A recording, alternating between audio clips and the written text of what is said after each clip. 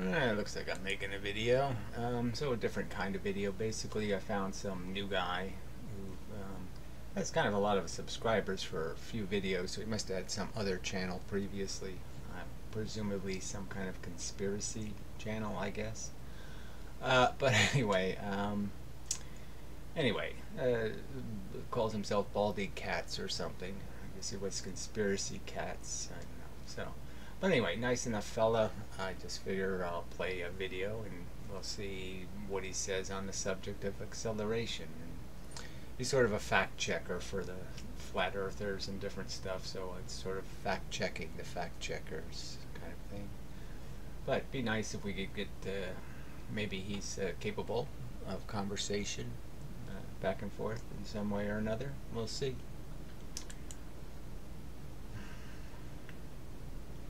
Which one of you ate all the flaming hot Cheeto snacks? Damn. We won't be mad.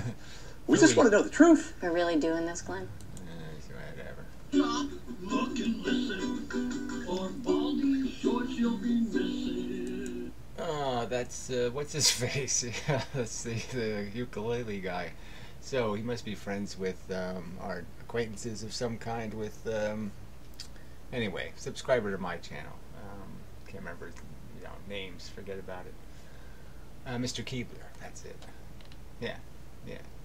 Here is Mr. Keebler's channel. Yeah, that's very nice. So anyway, so that's interesting. We have a common fan in common. Yeah. Hello and welcome to the first proper Baldy Shorts. Before we start, I just want to thank Mr. Keebler who wrote that little introduction song that you've just heard. I've linked his channel in the description. I highly recommend. Really don't like introductions much, to tell you the truth. Just kind of a waste of time, aren't they? Yes, I think they really are. Recommend you go and have a look at it. Stingers and such. It's very, very entertaining.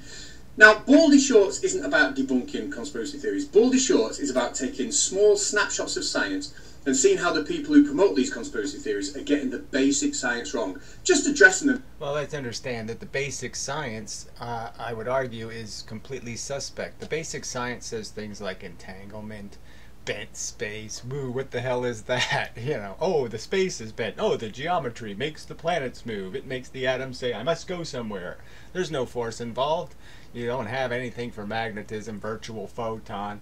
So again, the reason why there are all of these nutters with all of their conspiracy theories is because your theories are lame. I mean, your evidence stinks. You just make up crap like dark matter, dark energy because some little mathematical formula doesn't work. You just create a whole multiverse or something.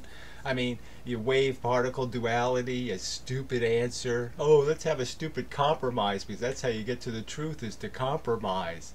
It's both white and black. I mean, if you guys weren't so lame, they wouldn't have any power. Them in short, bite-sized pieces. So let's begin.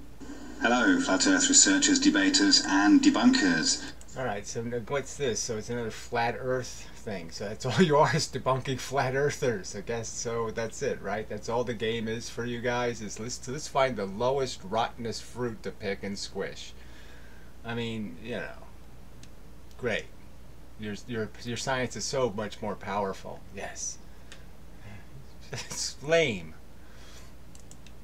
So in this episode, we're going to look at an old friend of the channel called Phuket Word and how he misunderstands the meanings of acceleration and force. Well, again, and how do you understand it? You understand it that you have this thing where you say, okay, all acceleration is the same, because that sort of makes sense. Acceleration is acceleration. And yet you have this magical bent frickin' geometry that does it in one case, and then in the other case, something actually has to go from one place to another place and hit it and impue into it the force. It has to basically move the atoms by these electrons repelling these electrons and these protons repelling these protons, and they smash into each other too close and they push the other electrons and protons, and the electrons and protons are all connected, and when they're like a solid object they're connected in very rigid geometry, and so they push on each other. The force goes right through them. And if they're squishy, if the atoms are mushy, well then that mushes. This goes in and it makes a dent. But yeah, that's the concept. And what is your concept? Again, how do you justify this wacky nonsense that, oh yeah, well, in this special case, acceleration comes from nothing, just a magical, hello, I have mass, therefore I will accelerate you. And then in every other case that we know of, the acceleration requires a physical event to take place. And you kind of clueless, whatever, flat earth tards, almost, pretty close to magical energy tards. You magical energy tards, you just sit there and say, it's okay, I can have these non-compatible explanations of reality. What, do you think it has to be consistent? Is that evidence of logical validity? Something like consistency? Theoretical consistency? Is that something you should be looking for? Being sarcastic. Let's begin. Here we've got a key on the scales, and it has a certain weight that is being measured by the scales. Or we can push down with a real force on the scales, and that is measured in kilograms, ounces, grams, whatever. Okay, so he makes his first mistake very, very early in this video, and I'm sure you all spotted it. That mass is measured in kilograms, force is measured in newtons. Well, frankly, they become the same thing, right? And depending on the circumstance, it's essentially going to be the same thing, because you accelerate a mass and that's going to create a force. So there's force in the movement of a mass. A mass doesn't move unless a force acted on it, just as Newton would say, so to speak. Just as it takes a force to change something's momentum, it takes a force to give it momentum in the first place. So everything got its momentum through a force, and it requires a new force to take it away. Mass isn't a force. We can't measure a force in kilograms. And I know that's counterintuitive, because when we grow up, we often say, I weigh 50 kilograms, I weigh 60 kilograms, or so on, or so on. But simply that's not true. We have a mass of 50 or 60 kilograms. Our force, which is our weight, well, that's dependent on gravity, and we all know that. Everyone on a planet that's got a stronger... Right, well, you have to measure it through some mechanism, so that's the most consistent way we have to measure it. So that's what we use as the standard for a kilogram of mass, is the 10 meters per second acceleration. So that gives us a way of, here's a standard, now let's compare everything else to the standard. Perfectly logical. Gravitational pull, then gravity is going to be stronger.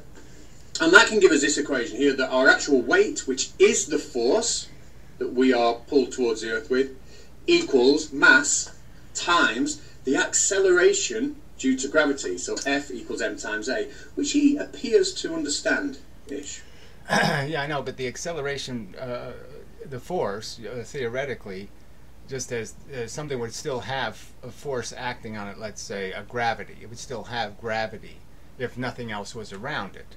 So the force would still exist. Now, I would argue it's an external force, so clearly it would still exist even if there was no mass falling in it.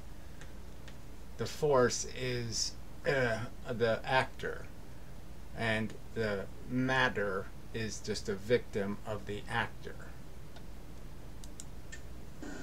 F equals ma, force equals mass times acceleration. The rate of acceleration that something falls through the air is measured with time. Right, well, so this is the mistake where he's confusing mass in atomic weight versus mass in, scale weight. And yeah, that's, you can't really make those two things equivalent. Time is abstract. Okay, so in the top left-hand corner of the screen, we can clearly see that he's got kilograms as being the units for force, but we've spoken about that. What interests me is on the right-hand side, underneath where he's written force equals mass times acceleration, he's got another equation, distance divided by time. I do hope that this man that is on the internet preaching that the heliocentric model is a lie doesn't think that we calculate acceleration using the equation distance divided by time. Well, in a sense, that's all part of acceleration is going to be, is, it's going to be mass relevant, and but it is just how much distance you have to accelerate something. You have to move something, and yeah, we don't appear to move when we're being accelerated, standing here on Earth, but we clearly move in the sense that we dent the Earth, we dent our pillows, we dent the couch, we dent things. So clearly we do move subatomically, atomically, let's say. We just don't do it obviously. Acceleration is distance over time. Distance traveled over time. Yeah, well, that's velocity, but it's acceleration is just a form of velocity.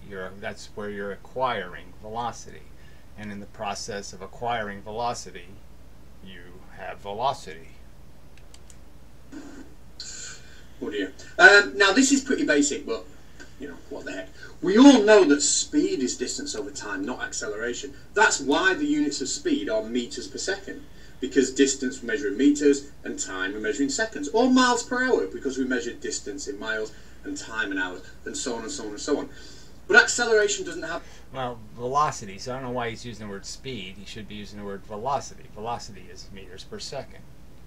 So this gets more confusing if you use the same generic term that he uses in the other case. I mean, obviously weight and speed we're really wanting to use words like velocity and mass. Have the units meters per second. Acceleration is the rate of change of speed. I wish it was about, see, he says this is about acceleration, but he's really not talking about acceleration. He's just debunking some flat earther's misconception, but he's not explaining exactly how something accelerates. How does the movement of one object get conveyed to the other object? And there he's not going to give us any physics of actual acceleration, the actual transfer of force. You know, again, I'll use my argument. I mean, clearly we see what a transfer looks like, in the sense when the space shuttle takes off, we can see it's throwing a bunch of stuff out the back end. And in that process, you can logically intuit there's just as much stuff going into the space shuttle. It's just not on fire. But the same amount of energy, quote unquote, in a sense, is being created, in the sense that the space shuttle's balance is changing. The force inside of the space shuttle has a bias in the opposite direction to the crap it's left behind. Which means that we are looking at, for acceleration, we are looking for the change in speed. And by the way, if you've seen this triangle, it just means changing, not how much it's changed. So yes, delta. I've learned that one. The change in speed over time taken. Now that gives us a different set of units. The change in speed, right, I'm dividing the change in meters per second by seconds. So this is more of an example of, okay, all this minutia about the effect, but there's nothing in there about what's causing the change or causing the transfer. So what about an object? What happens to an object when it's accelerated? What's actually making the little bits inside of it, okay, change their disposition, and in such a way that that velocity could be maintained? And clearly I would argue that we know the physics dictates that these rules aren't the same for all things. You can't say a body, because protons and electrons don't behave the same way as, say, more complex things like a neutron or perhaps a helium nucleus. Those things can have perpetual motion, in the sense that they can somehow acquire an internal mechanism that maintains their velocity, where electrons and protons will lose their velocity. They will decelerate. I mean, deceleration is just as important as acceleration. So why would small particles decelerate as they travel? Which gives me this, meters per second divided by seconds, which gives me meters per second squared, or meters per second squared. So if you... It gives you meters per second squared, or meters per second minus squared. I don't know what that is, but anyway, fine, whatever. What do I want to say to that? I don't have anything. I mean, again, just throwing formulas isn't explaining anything. It isn't getting to, here's an understanding of what acceleration is. And with this foundation, then you can sit there and recognize that what you have to account for when you have a theory of function. This is what you have to account for. These are the rules of acceleration. That it does come in these different forms. Gravity has special acceleration rules, And then we can talk about kinetic objects, hard bodies versus soft bodies. If you're at school age and you're sitting exams, try and think of the units as a way to unlock the equation. So, you know, if it is meters per second, you are looking for the meters in the question and you're dividing it by seconds. If it's, you know, joules per second, right, you are looking for the energy in joules and you're dividing it by the time in seconds. So using... Yeah, so whatever, that does most people absolutely no good. I mean, what's a joule? Then I have to find out how many watts are in a joule, and then I have to figure out how many calories are in a joule, or how many horsepower are in a joule. Because you have 4 million ways of describing the same thing, which is basically an imbalance in something's state, where it has an impulse to move in a direction. And that impulse to move in a direction was caused by some previous acceleration event. Some event where force was transferred from something else and transferred to it. And it was a force that did it. A force inside of one thing, the speeding bullet, you know, impacts my flesh and starts, you know, tearing it a new, you know. The units that way can be a big help.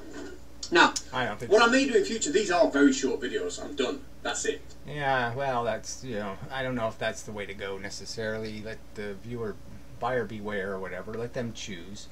You know, I like to do videos if I can in the future where you try to get to the brief of it, you know, in the first 5 minutes, and then you do the more detailed analysis in the next 15 or 20 or 45 minutes.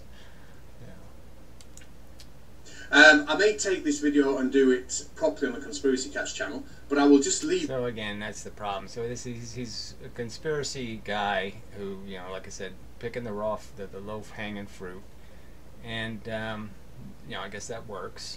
People are interested in, you know, idiotic, you know. I mean, it's just, you know, it's, I don't know how to describe it. I mean, it's. You know, I spent years debating Christian philosophy, but clearly that's because it dominates the world. I mean, flat Earth is, you know, it's an insipid minority, and all it collects are people who are belligerently ignorant. I mean, only the belligerently ignorant cling to such idiotic notions. They just want to hate on anything conventional, you know, and they just want to have their, you know, whatever, pointy hair and do all their little weird wacky stuff. They just want to be anti, so they choose anything that's anti. So I'm just saying it's not much of a career, in my opinion, in terms of having much integrity to debunk irrelevant psychoses, and that's all you really can describe it as. Leave you with another confused statement from this man, and let me know what you think of the Baldy shorts, whether it's a pointless thing or not. Oh, alright, so yeah, I would say it's not pointless, but I would argue, again, I mean, it's nice to do a brief, a real quick brief, because some people, you know, they just have no attention span. But I guess you might as well try to do it in such a way where, yes, you do 4 minutes. In the first 4 minutes, you get the basic outline, get the basic concept, and then in the next, whatever, more minutes, you go into greater detail on how you know what you just said was the truth is the truth. and check out Mr. Keebler. Gravity is not a measurable force in the same way that you can measure kilograms of force.